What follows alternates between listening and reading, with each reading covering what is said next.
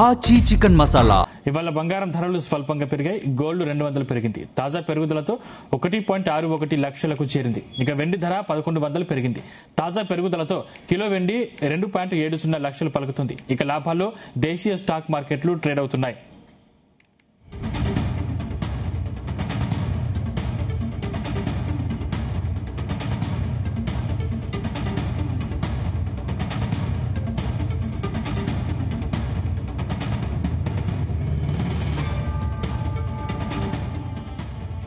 ఇవాళ బంగారం ధరలు స్వల్పంగా పెరిగాయి. గోల్డ్ 200 పెరిగింది. తాజా పెరుగుదలతో 1.61 లక్షలకు చేరింది. ఇక వెండి ధర 1100 పెరిగింది. తాజా పెరుగుదలతో కిలో వెండి 2.70 లక్షలు పలుకుతుంది. ఇక లాభాల్లో దేశీయ stock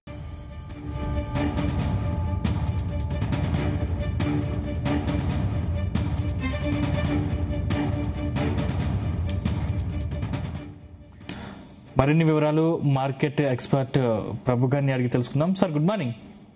good morning sir. Sir ఇప్పుడు గోల్డ్ ధరలు మళ్ళీ పెరుగుతున్నాయి. ఇంకా పెరిగే అవకాశాలే ఉన్నాయా సార్? ఇంకా ఎండింగ్ సెప్టెంబర్ మంత్ ఎండింగ్ దాకా అప్ ట్రెండే ఉండే ఛాన్సులు ఉంటాయి. గోల్డ్ కి, మెటల్స్ కి ఇంట్రెస్ట్ రేట్ తగ్గిస్తారన్నారు కాబట్టి పెరిగే ఛాన్సే ఉంటాయండి. మధ్య మధ్యలో చిన్న చిన్న కొంచెం తగ్గినా తక్కువ 400, 500, 1000 పాయింట్లు అట్లా. కానీ మళ్ళీ కొంచెం ట్రెండింగ్ పాజిటివ్ ఉంది. షార్ట్ టర్మ్, లాంగ్ టర్మ్ రెండు కూడా పాజిటివ్ ఉన్నాయి మెటల్స్ కి.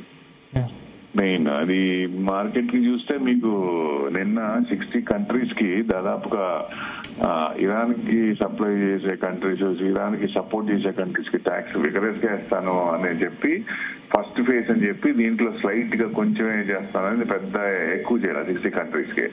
నెక్స్ట్ సెకండ్ ఫేజ్ ఉంది. సెకండ్ ఫేజ్ లో విపరీతంగా చేస్తానని మళ్ళీ ఆయన ఇది స్టైల్ తెలిసే కదా భయపెడుతున్నాడు ఆయన మళ్ళీ. సో అందుకనే క్రూడ్ తగ్గింది. మనకి 86 వచ్చింది. క్రూడ్ తగ్గింది కాబట్టి ఓకే. మనకి లెవెల్ నిఫ్టీ 26,300 అబౌవ్ ఉంటే కొంచెం పాజిటివ్ ఉండొచ్చు. సో మన నెక్స్ట్ టార్గెట్ అంటే 24,600 first resistance. Second resistance 24,800. Last time కూడా మనకి 800 ఆగస్ట్ 3rd 800. ఇప్పుడు నిన్న లో 24,115. అంటే చూడండి ఆ రేంజ్ బౌండ్ అంతే. ఎప్పుడైతే 100 కట్ అయిందో మార్కెట్ డౌన్ అయ్యే ఛాన్స్ ఉంటాయి. ఎప్పుడైతే 800 క్రాస్ అయిందో బులిష్ లోకి వచ్చినట్టు లెక్క. సో 24,800 క్రాస్ వస్తే మనకి మంచి కొంచెం స్ట్రాంగ్ వస్తుంది. అది మెయిన్ ఈ రేంజ్ బౌండ్ లో చూడాలి. సో మనకి 600 to 800 ఇప్పుడు 350 ఉంది. సో 600 దాకా కొంచెం ఈ క్రూడ్ తగ్గుతుంటే మార్కెట్ పెరుగుతుంది. క్రూడ్ పెరుగుతుంది అనుకోండి, మళ్ళీ సెకండ్ ఫేజ్ అని చెప్పి ఇవాళ రేపో ఎల్లుండో ఏదో ఒకటి మళ్ళీ ఎక్కువ చేసి ఏదైనా టెన్షన్ స్టార్ట్ చేస్తే అప్పుడు కొంచెం క్రూడ్ తగ్గితే మనకు ఆ ఎఫెక్ట్ పడుతుంది. అది అబ్జర్వ్ చేయాలి. మెయిన్ క్రూడ్ ని అబ్జర్వ్ చేస్తే మనకి డైరెక్షన్ తెలుస్తుంది, మార్కెట్ డైరెక్షన్. ఇది పెరిగినప్పుడు జనరల్ గా గోల్డ్ కొంచెం తగ్గాలి. కానీ ఇప్పుడు తగ్గట్లేదు. ఎందుకంటే అక్కడ ఇంట్రెస్ట్ రేట్ తగ్గిస్తారన్న ఉద్దేశంతో ఉంది కాబట్టి అక్కడ అందుకని కొంచెం స్ట్రాంగ్ గా ఉంది. లాంగ్ టర్మ్ బులిష్ లో ఉంది, షార్ట్ టర్మ్ కూడా కొంచెం బులిష్ లో ఉంది, ట్రెండింగ్ లో ఉంది. ఇది మెయిన్ జరుగుతుంది. ఎందుకంటే సెన్సెక్స్ కూడా 300 పాయింట్స్ మార్నింగ్ ప్లస్ ఇప్పుడు 262 పాయింట్స్. Nifty above 24,350. ఇది పాజిటివ్ సైన్. మెయిన్ ఏంటంటే బేసిక్ ఫండమెంటల్ అంటే క్రూడ్ తగ్గింది కాబట్టి అదే మెయిన్. క్రూడ్ బాగానే తగ్గింది, 94 నుంచి తగ్గింది. So it's fantastic. మనకి ఎంత తగ్గితే అంత మంచిది. గ్లోబల్ క్యూస్ కూడా పాజిటివ్ ఉన్నాయి. ఇప్పుడు టోటల్ గా చూస్తే హాంకాంగ్ కానీ, షాంఘై కానీ, ఇవన్నీ ఏషియన్ కూడా కొంచెం నిన్న కూడా కొంచెం తగ్గి పెరిగింది క్లోజింగ్ కి. మనకి స్టాట్స్ లో నిన్న లాస్ట్ లో బాగా పెరిగింది. ఆ స్టాట్స్ అంటే first closing afternoon sessions August 3rd ఇచ్చిన తర్వాత ఆగస్ట్ 3rd మార్కెట్ ఎంత 24,800. ఇది ఎవ్రీడే మార్కెట్ పడటం, లాస్ట్ పావు గంటలో పెరగటం అట్లా అవుతుంది. సో టోటల్ గా 24,300 దగ్గర ఉన్నాం. సో మెయిన్ అది అంటే గ్లోబల్ క్యూస్ ఇవాళ పాజిటివ్ ఉన్నాయి కాబట్టి నిన్న కూడా కొంచెం నెగిటివ్ నుంచి పాజిటివ్ వచ్చినాయి. కొంచెం పాజిటివ్ ఉండొచ్చు, ట్రెండింగ్ ఉంది. అంటే ఫస్ట్ 6 months మనం ఎక్కడ వేసిన బొమ్మలు అక్కడే ఉంది. 24,000 అంటే అక్కడే మళ్ళీ 24,300 వేసుకోండి. అంటే దాదాపు 6 months లో 300 పాయింట్స్ ఉన్నాయి. అంత ఇదిగా ఉందో. ఎఫ్ఐఐస్ కూడా బయింగ్ లోకి వచ్చారు. అది మనకి చిన్నగా వాళ్ళు 1,593 crores పర్చేజ్. ఫెంటాస్టిక్. లాస్ట్ ఒక ఎక్కడి నుంచి అంటే దాదాపుగా ఇద్దరు కలిసి ఈ మంత్ సిరీస్ లో చూస్తే 40,000 crores దాకా కొన్నారు. అంత పడుతున్న మధ్యలో ఇద్దరు కలిసి. సో మెయిన్ అంటే చిన్న చిన్నగా ఎఫ్ఐఎస్ కూడా బైలోకి వస్తున్నారు అనేది పాజిటివ్ కాబట్టి మార్కెట్ కొంచెం సెంటిమెంట్ పెరగడానికి. సో మనం ఈ 6 months పెరగలేదు కాబట్టి నెక్స్ట్ 6 months లో కొంచెం పెరగచ్చా అంటే ఈ ట్రంప్ డాన్సులు ఏం లేకుండా, కొత్తది ఏం లేకుండా, అక్కడ ఏం ట్యాక్సులు, న్యూ టరీఫ్ ట్యాక్స్, ఎకనామిక్ ఇబ్బంది పెట్టే ట్యాక్సులు, వేరే కంట్రీస్ కి ఎకనామిక్ డీడే అని పెట్టి వానికి చేస్తానని ఏదో ఒకటి, ఇప్పుడు ఇరాన్ నుంచి ఓడిపోయి బయటకు వచ్చేటప్పుడు ఏదో ఒకటి చేయాలి కాబట్టి, రేపు మిడ్ ఎలక్షన్స్ లో ఉన్నాయి ఏదో ఒకటి చూపించాలి కాబట్టి అట్లా చూపిస్తానేమో అనిపిస్తుంది. అందుకనే ఎఫెక్ట్ తీసుకోవాలి. అందుకని క్రూడ్ కూడా దగ్గర పడిపోతుంది. సో మేబీ ఇంకా ఇవాళ 80కి వచ్చింది అనుకోండి, ఫంటాస్టిక్, మన మార్కెట్ గుంజుకునే అవకాశం ఉంది. అది పెరుగుతుంది అనుకోండి, మళ్ళీ 90 అబోవ్ వచ్చి 94 వస్తే మార్కెట్ కొంచెం తగ్గే ఛాన్స్. ఎక్కడ దాకా రావాలంటే ఈ డౌన్ సైడ్ లెవెల్స్ 24,115, 24,102 అనుకోండి బేసిక్ ఫండమెంటల్ టెక్నికల్ గా చూస్తే 102 ఆ లెవెల్ కట్ కాకుండా ఉండాలి. ఒకవేళ సపోజ్ ఏదైనా కొంచెం నెగిటివ్ వచ్చి కొత్తది వచ్చినా 23,800 డౌన్ సైడ్ లెవెల్, అంతకు మించి పోకపోవచ్చు అనేది ఎక్స్పెక్టేషన్. డౌన్ సైడ్ అంటే డౌన్ సైడ్ లిమిట్ అయిపోయింది. సో అప్పర్ సైడ్ ఎంత వరకు లిమిట్ అనేది క్రూడ్ మీద ఆధారపడుతుంది. ఆ క్రూడ్ తగ్గుతున్న కొద్దీ మన మార్కెట్ పుంజుకునే అవకాశం ఉంది. అది ఎవరైనా అబ్జర్వ్ చేయాలి. అది మెయిన్ థింగ్ అండి వాటి పొజిషన్. వాళ్ళు మేబీ క్లోజింగ్ 24,300 అబౌవ్ ఉండేదాకా పాజిటివ్ అన్నట్టు. 300 ఎప్పుడో క్రాస్ అయిందో అప్పుడు 200 నుంచి 300 దాదాపుగా ఒక 4-5 days కన్సల్టేషన్ లో ఉంది. అది బ్రేక్అవుట్ అయింది. ఆ 300 కట్ అయితే మళ్ళీ అదే రేంజ్ లోకి వస్తే కన్సల్టేషన్ అవుతుందా, బ్రేక్ డౌన్ అవుతుందా, బ్రేక్ అవుట్ అవుతుందా అనేది చూడాలి. That's the main thing. ప్రస్తుతం అయితే ట్రెండింగ్ లో ఉంది. 300 కట్ కాకూడదు, ఇవాళ కట్ కాకపోవచ్చు, అబోవే క్లోజ్ అనేది ఎక్స్పెక్ట్ చేస్తున్నాం. సార్ ఇప్పుడు ఒకవేళ రూపాయి బలహీన పడితే ఇంటర్నేషనల్ గోల్డ్ స్థిరంగా ఉన్నా కూడా మన దేశంలో ధర పెరిగే అవకాశాలు ఉంటాయా సార్? అంటే ఇక్కడ చూడండి, ఓన్లీ వన్ ఫ్యాక్టర్ తీసుకోలేము, మిగతా ఫ్యాక్టర్స్ కూడా ఉన్నాయి. అక్కడ ఇంట్రెస్ట్ రేట్లు, ఫెడ్ ఇంట్రెస్ట్ రేట్లు తగ్గిస్తాం అన్నది ఒకటి, ప్లస్ సెంట్రల్ బ్యాంక్స్ కొనేది ఒకటి, అది బయింగ్ ఆగట్లేదు కదా. సో అదొకటి. నెక్స్ట్ మీకు డాలర్ కన్వర్షన్ లో అది గోల్డ్, అదే డాలర్ నుంచి గోల్డ్ కన్వర్షన్ అది కూడా ఆగట్లేదు. ఇన్ని ఉన్నాయి ఫ్యాక్టర్స్. ఇవన్నీ కూడా పాజిటివ్ ఉన్నప్పుడు గోల్డ్ కి అది ఎందుకు తగ్గుద్ది? ఏదన్నా వచ్చినప్పుడు మధ్యలో ఈ ఒక ఫ్యాక్టర్ మైనస్ చేసినప్పుడు ఆ విధంగా ఏదన్నా అది డామినేట్ చేసినప్పుడు కొంచెం ఒక 500 పాయింట్లు 1000 పాయింట్లు తగ్గుతుంది. మళ్ళీ 1 step బ్యాక్వర్డ్ 2 step ఫార్వర్డ్ అన్నట్టుగా ఉంది ఆ మెటల్స్. ఇప్పుడు అదే కథ నడుస్తుంది దాంట్లో. అంటే ట్రెండింగ్ లోనే ఉంది. లాంగ్ టర్మ్ బులిష్ అనే ఎందుకంటే ఈ బేస్ పాయింట్స్ బట్టి. సో షార్ట్ టర్మ్ కూడా బులిష్ ఎందుకు అంటే ఈ ఇంట్రెస్ట్ రేట్లు బట్టి. ఆ ఇంట్రెస్ట్ తగ్గిస్తారన్న చెప్పారు కాబట్టి అక్కడ ఇంటర్నేషనల్ గోల్డ్ మనం బయట నుంచి చూడాలి కాబట్టి ఇంటర్నేషనల్ ఫెడ్దే మనకి పూర్తి వాళ్ళ డైరెక్షన్ బట్టే గోల్డ్ ఉండే ఛాన్స్ ఉంటుంది కాబట్టి వాళ్ళు తగ్గిస్తే పెరుగుతుంది, పెంచితే తగ్గుతుంది. ఆ ఇన్వర్స్లీ ప్రపోర్షనల్ అది చూడాలండి. సార్ ఇప్పుడు బై చేసిన వ్యక్తికి అప్ సైడ్ ఎంత వరకు ఉండొచ్చు, డౌన్ సైడ్ రిస్క్ ఎంత వరకు ఉండొచ్చు సార్? మన హై ఎంత అంటే 180, చిన్నగా 180 వరకు రావచ్చా అంటే మీరు కొంచెం పెట్టుకున్న ఈ 10 గ్రాములు ₹1,00,000 రాదు అనుకుని ఒకప్పుడు అనుకుంటే ఇప్పుడు 2 లక్షలు రాదా అనే డౌట్ వస్తుంది. అందరికి $1 million క్వశ్చన్ వస్తుంది అనే కాన్ఫిడెన్స్ ఉంది ఇక్కడ. 10 grams 2 lakhs అయ్యే అవకాశాలు కూడా, ప్రాబిలిటీస్ కూడా ఉన్నాయి. అంటే ఇది పర్ఫెక్ట్ గా వస్తుందని కాదు, ఈ జియో పొలిటికల్ టెన్షన్స్ వల్ల ఆయన ఎంత స్క్రూ చేస్తే, ఆయన ఎంత డాన్స్ చేస్తే మార్కెట్ అంతా ఇదవుతుంది, అప్పుడు గోల్డ్ పెరిగే ఛాన్స్ ఉంటుంది. కాబట్టి ఆయన ఇంకా కొత్త ఏమైనా చేస్తారా, ఇవన్నీ ఉన్నాయి అన్సర్టన్, చెప్పలేం కదా ఆయన ఏం చేస్తారో చెప్పలేం ట్రంప్. సో దాని అనుగుణంగా కొంచెం ఇది యాక్టివ్ అయినప్పుడు మన మార్కెట్ పడుతున్నప్పుడు అది కొంచెం పెరిగే ఛాన్స్ ఉంది. కాబట్టి ఒక పార్ట్ 50% తీసుకోండి.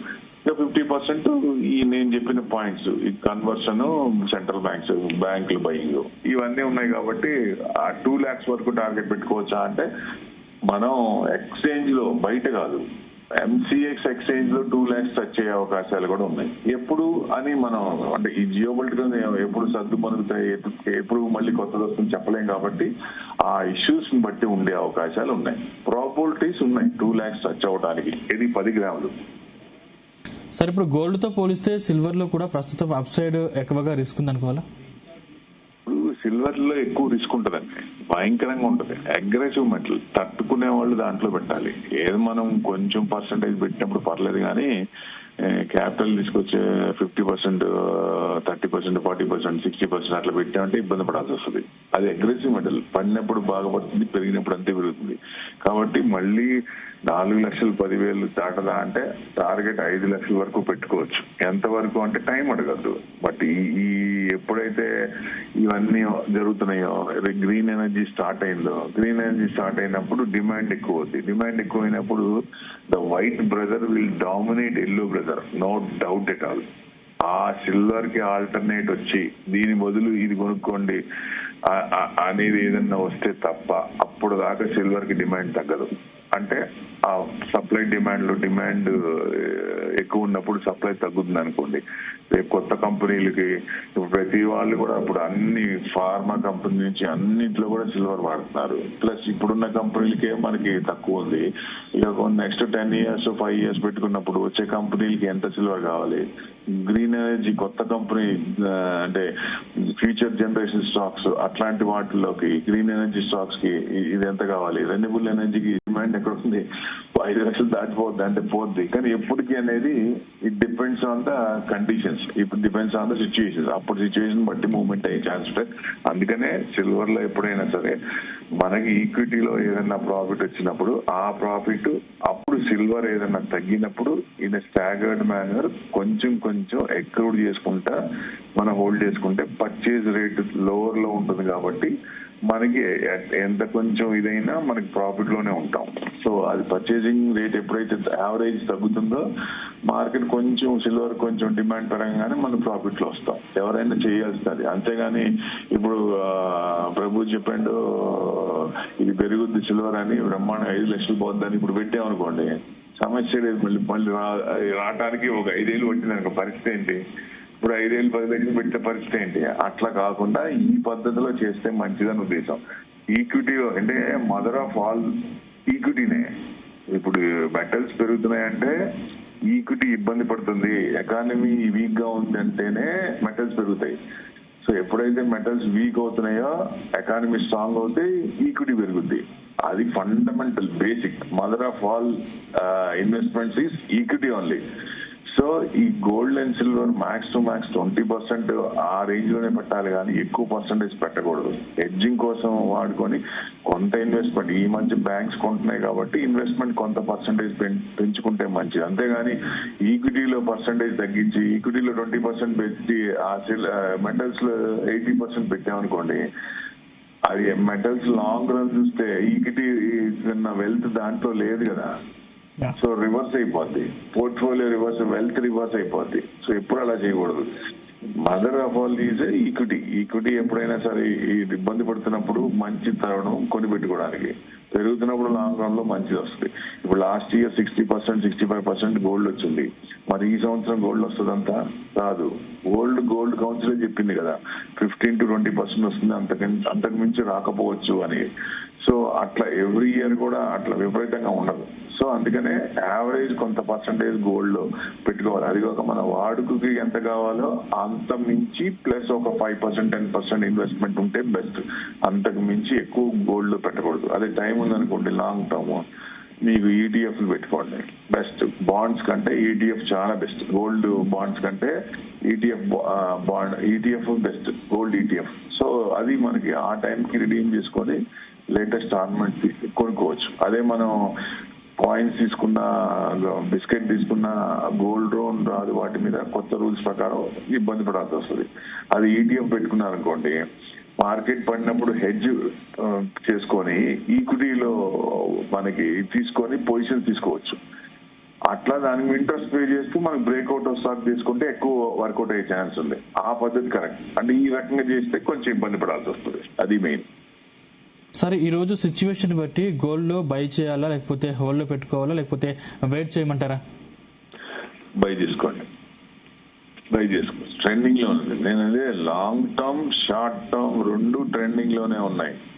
షార్ట్ టర్మ్ ఎందుకు ట్రెండింగ్ ఉందంటే ఇంకొక 1 month దాకా అట్లానే ఉండొచ్చు. మళ్ళీ ఫెడ్ చైర్మన్ కెవిన్ వాష్ మళ్ళీ వచ్చి నేను ఇంట్రెస్ట్ అలా అనుకోలేదు, ఇప్పుడు మళ్ళీ పెరుగుతున్నాయి, డేటా పెరిగింది, అది రివర్స్ వచ్చింది, ఇప్పుడు నేను మళ్ళీ పెంచుతాం, రేపు ఫెడ్ దాంట్లో పెంచారనుకోండి తగ్గిస్తామని చెప్పారు. ఫస్ట్ వాళ్ళు చూడండి ఫస్ట్ పెంచుతా ఉన్నారు, అప్పుడు పడింది 165 నుంచి 140కి వచ్చింది.